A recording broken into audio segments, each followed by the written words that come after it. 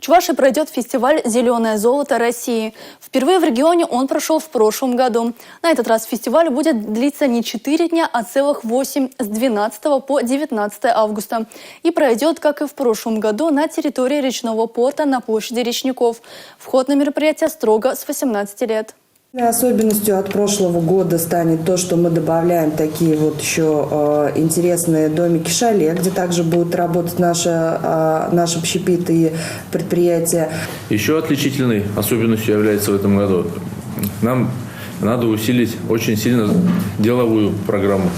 Это даже, для нас, это для отраслевого министерства даже важнее.